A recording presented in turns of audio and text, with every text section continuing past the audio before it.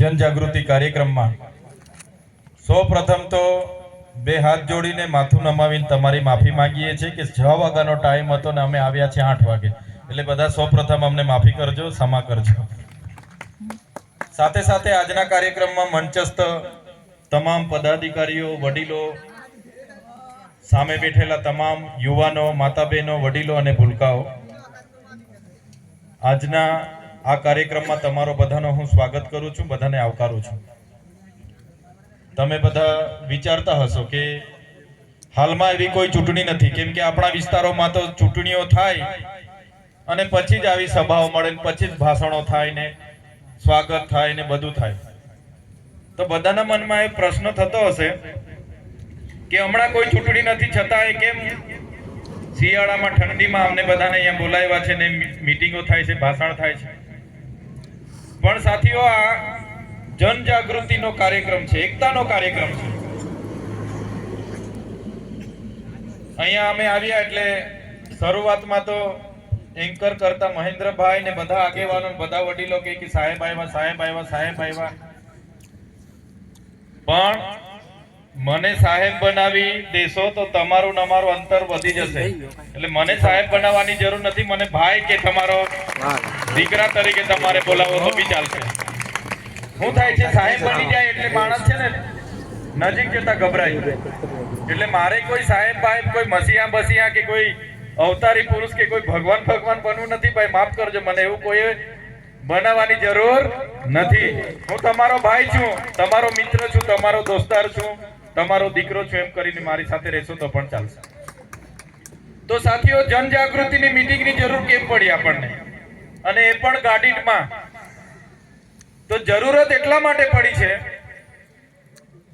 કે એક બાજુ નર્મદા જિલ્લાનું સ્ટેચ્યુ ઓફ યુનિટી, જે વિશ્વમાં સૌથી ઊંચી પ્રતિમા તરીકે હજારો પ્રવાસીઓ અહીંયા આવે છે, હજારો પ્રવાસીઓ આવે છે, ભલભલા ઉત્સવો થાય છે, મહોત્સવો થાય છે, પ્રોગ્રામો થાય છે, પ્રચાર થાય છે, બ્રાન્ડિંગ થાય છે, સ્ટેચ્યુ ઓફ યુનિટીના નામે પ્રચારો થાય, ચૂંટણીઓ લડાય અને સરકારો પણ બની જાય છે। નર્મદા ડેમના નામે, એમના પાણીના નામે, એમની વીજળીના નામે સરકારો ચૂંટણી લડે છે, જીતે છે ને એમનું રાજ ચાલે છે। પણ નર્મદા જિલ્લો એ દેશનો અતિ પછાત જિલ્લામાં નર્મદા જિલ્લાની ગણના થાય છે, ખબર છે બધાને? આપણા જિલ્લાની ગણના અતિ પછાત જિલ્લા તરીકે પૂરા દેશમાં થાય છે। ત્યારે આઝાદીના 78 વર્ષ પછી પણ આપણે આજે પણ નર્મદા જિલ્લા સાથે એટલો બધો અન્યાય થતો હોય, આપણે આજે પણ અમારા જેવા ધારાસભ્ય, તમારા જેવા આગેવાનોએ શિક્ષકોની ભરતી માટે આંદોલન કરવા પડતા હોય, સારી શાળા માટે આંદોલન કરવા પડતા હોય, હોસ્પિટલમાં ડોક્ટરો અને એના સાધનો માટે આંદોલન કરવા પડતા હોય, રોડ રસ્તા માટે આંદોલન કરવા પડતા હોય, પીવાના પાણી માટે આંદોલન કરવા પડતા હોય, યુવાનોએ રોજગાર માટે આંદોલન કરવા પડતા હોય, તો ક્યાં સુધી આપણે આંદોલનો કર્યા કરીશું, ક્યાં સુધી લડ્યા કરીશું? એટલા માટે આપણે આજે જનજાગૃતિની મીટિંગ રાખી છે કે હવે આપણે બધાએ જાગવું પડશે, આપણા બંધારણમાં આપણા જે અધિકારો છે જાણવા પડશે, આપણી સાથે બંધારણમાં જે સંવિધાનમાં આપણને પ્રાવધાનો મળ્યા છે, જળ, જંગલ, જમીન પરના આપણા અધિકારો મળ્યા છે, પૈસા એક્ટમાં ગ્રામ સભાના પાવર આપણે જાણવા પડશે। જો આપણા અધિકારો આપણે નહીં જાણીશું તો આ વિસ્તારોમાં ડેમો આવશે, એમાં જમીનો ખાલી થશે, નહેરો જશે, એમાં જમીનો ખાલી થશે, હાઈવે જશે, એમાં જમીનો ખાલી થશે, સફારી પાર્કો આવશે, એમાં જમીનો ખાલી થશે, અને વિકાસના નામે ભલભલું થવાનું છે। એ આપણા માટે હાઈવે નથી બનતા, આપણા માટે સ્ટેચ્યુ નથી બનતા, આપણા માટે નહેર નથી બનતી, આપણા માટે બિલ્ડિંગો નથી બનતા ભાઈ, એ બીજા લોકો માટે બને છે। એટલા માટે આપણે જાગવું પડશે, એટલા માટેની આ મીટિંગ છે। આજે નર્મદા ડેમમાં મારે દુઃખ સાથે કહેવું પડે છે, નર્મદા ડેમના નામે સરકારો ચૂંટણીઓ લડે, જીતે ને સરકારો બનાવી દે। આજે નર્મદા ડેમના વિસ્થાપિતોનો શું હાલત છે? હું ત્યાં પણ જાઉં છું, મળું છું, જે લોકોને પ્લોટ આપવાની વાત હતી, એક પરિવારમાંથી એક સભ્યને નોકરી આપવાની વાત હતી, સિંચાઈનું પાણી મફત આપવાની વાત હતી, નર્મદાની વીજળી મફત આપવાની વાત હતી, એ લોકોને આજે પણ મળી નથી. આ આપણી સામે કરજણ ડેમ દેખાય છે. કરજણ ડેમ જ્યારે બનતો હતો ત્યારે આ વિસ્તારના 10 થી 12 ગામોએ વિસ્થાપિત થયા છે.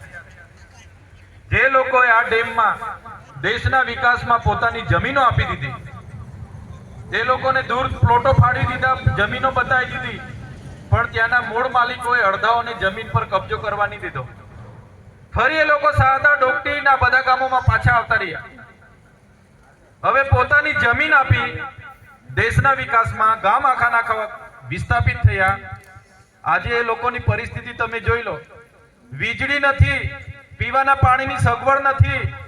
આજે એ લોકોના બાળકોને ભણવા માટે શાળા નથી, આંગણવાડી નથી, એ લોકો માટે રોજગારી નથી, કોઈ સુવિધા સરકાર આપવા તૈયાર નથી. તો ક્યાં સુધી લડેંગે, જીતેંગે, જિંદાબાદ મુર્દાબાદ? આજે કેવડિયાવાળાનો વારો છે, આમનો વારો છે, તો તમે બચી જવાના એવું લાગે છે તમને? તમારો પણ વારો આવવાનો છે. નેશનલ હાઈવે 56 હમણાં 4 લેન બને છે, ખબર છે ને બધાને? 4 લેન બને છે. હવે આપણું બંધારણ એવું કહે છે કે અનુસૂચિ વિસ્તાર, અનુસૂચિ 5 જ્યાં લાગુ છે એટલે આપણા વિસ્તારમાં અનુસૂચિ 5 લાગુ છે. આપણું બંધારણ એવું કહે છે કે અનુસૂચિ 5 વિસ્તારમાં એક પણ ઇંચ જમીન સરકારની નથી. સુપ્રીમ કોર્ટ એવું કહે છે કે જ્યાં આદિવાસી ટ્રાઇબલ એરિયા છે, અનુસૂચિ 5 વિસ્તાર છે, એક પણ ઇંચ જમીન આપણે લઈ નથી શકતા એમની પરવાનગી વગર. આજે સરકારો શું કરે છે? પોલીસને મોકલે છે. પોલીસની બી આપણે તો SRP ને મોકલશે, એને ના કાઢીએ તો આર્મી મોકલશે. કેમ કે આપણી પાસે એકતા નથી. આવનારા દિવસોમાં મોટા મોટા હાઈવે અહીંથી જવા 4 લેન બનશે, એ તમારા ને અમારા માટે નથી, એમના વિકાસ, એમના ઉદ્યોગપતિઓ માટે, પ્રવાસન માટે બનાવે છે. એટલા માટે આજે આપણે એક થવા ના મેસેજ આપવા માટે તમારી વચ્ચે અમે આવ્યા છીએ. એટલા માટે જાગૃતિની જરૂર છે. આજે આઝાદીના 78 વર્ષ થયા, એટલા બધા નેતાઓ આવ્યા છે. રાજપીપળામાં જ એટલા મોટા મોટા નેતાઓ રહી છે જેમની પોતાની સરકાર છે. શું એમને કરજણ ડેમના વિસ્થાપિતોની પરિસ્થિતિ નથી ખબર? શા માટે એ લોકો નથી નિવારણ લાવતા? નર્મદાના વિસ્થાપિતોના પ્રશ્નો માટે કેમ એ લોકો બોલતા નથી? આજે રાજપીપળામાં નકલી GNM ની કોલેજ ચાલતી હતી, શા માટે એ લોકો બોલતા નથી? આજે નગરપાલિકાઓએ કેટલા બેન રોજગારી કરતા બહેનોને ત્યાંથી ખદેડી દીધા, કેમ એક પણ નેતા બોલતા નથી? આજે કેવડિયામાં મા બેટીઓ સાથે અત્યાચાર થાય છે, આપણા 2 યુવાનોને મારીને મારી નાખવામાં આવે છે, કેમ એ લોકો બોલતા નથી? પોતાની સરકાર હોવા છતાં તમે જે લોકોને ચૂંટીને મોકલો છો એ તમારું પ્રતિનિધિત્વ નથી કરતા, પણ એમની સરકાર જ્યારે કઈ ઊંચી આંગળી કરો ત્યારે ઊંચી આંગળી કરવા માટે એ લોકો ગયેલા છે એવું મને લાગે છે. એટલા માટે જાગવું જરૂરી છે. તમે એવા વ્યક્તિને ચૂંટીને મોકલો કે જે તમારું પ્રતિનિધિત્વ વિધાનસભામાં બી કરે અને સંસદ સભામાં બી કરે. અહીંના જે પણ લોકોને તમે ચૂંટીને મોકલો છો એ માત્ર ને માત્ર એમની ટિકિટની ચિંતા કરે છે, એટલે એમની સરકાર હોવા છતાં એક પણ શબ્દ બોલવા તૈયાર નથી. આજે નેશનલ હાઈવે આટલું બધું જાય છે, આપણી જમીનો મપાઈ ગઈ, એક પણ નેતા બોલવા તૈયાર નથી. ચોમાસામાં વધારે વરસાદના કારણે નાંદોદમાં અને આ જિલ્લામાં એટલી બધી નુકસાની થઈ, બધા જિલ્લાઓને વળતર મળી ગયું, પણ આપણા નર્મદા જિલ્લાને નથી મળ્યું. અમારી સરકાર કહેવા વાળો એક પણ નેતા ત્યાં બોલતો નથી. એટલે સાથીઓ, નેતાઓ બધા પોતાની ટિકિટની ચિંતા માટે બહાર કોઈ બોલવા તૈયાર નથી. 2 હાથ જોડીને પગે પડે એટલે તાલુકાની ટિકિટ મળી જાય, 2 હાથ જોડે એટલે તાલુકાની ટિકિટ મળી જાય, પગે લાગી જાય એટલે જિલ્લાની ટિકિટ મળી જાય, અને 2 હાથ જોડી લાંબા પડીને દંડવત કરી લે એટલે એને ધારાસભ્યની ટિકિટ આ લોકો આપે. એવા નેતાઓ જોઈએ છે આ લોકોને. એટલે આપણા સમાજના એક પણ નેતા નથી કર્યું. એની લીધે આજે સાદા ડોકટી ના હોય કે વિસ્થાપિતો, ગામના લોકો આજે બી પરેશાન છે. આજે ચૈતરભાઈ ક્યાં રહે છે, એનું ઘર ક્યાં છે, એની રજૂઆત સરકારમાં કરશે. આજે નિરંજનભાઈ નું ઘર ક્યાં બન્યું છે, એની રજૂઆત સરકારોમાં કરે છે. આજે ચૈતરભાઈ ક્યાં દુકાન બનાવે છે, એની રજૂઆત સરકારમાં કરે છે. પણ નર્મદાનું પાણી આપણા વિસ્તાર વાળાને મળે, કરજણ ડેમનું પાણી વિસ્થાપિતોને મળે, આપણા છોકરાઓને રોજગારી મળે, આપણા ખેડૂતોને સારા ભાવ મળે, એના માટે ક્યારે આ લોકો બોલતા નથી. એના માટે બોલો. અમે પણ તમારા વખાણ કરીશું, અમે પણ તમારી ફુલાર કરીશું, અમે પણ તમારી હાથે ઉભા રહીશું. પણ નથી બોલતા, એના માટે તમારે ને અમારે બધા એક થવું પડશે, જાગવું પડશે.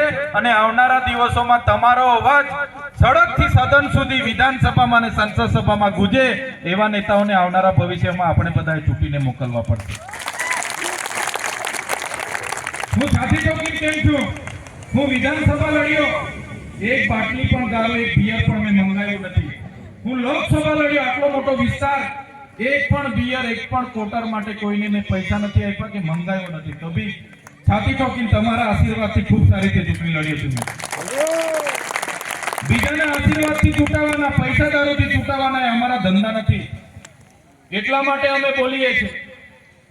એટલા માટે આજે આ જનજાગૃતિ કરવી જરૂરી છે. તમારા અધિકારો તમે જાણશો તો જ તમે સામે સવાલ કરશો. આજે અમે જાણીએ છીએ સામે 150 પોલીસ હોય, એની સામે પણ અમે લડીએ છીએ. કેમ લડીએ છીએ? કેમ કે અમારા અધિકારો અમને ખબર છે. બંધારણે અમને શું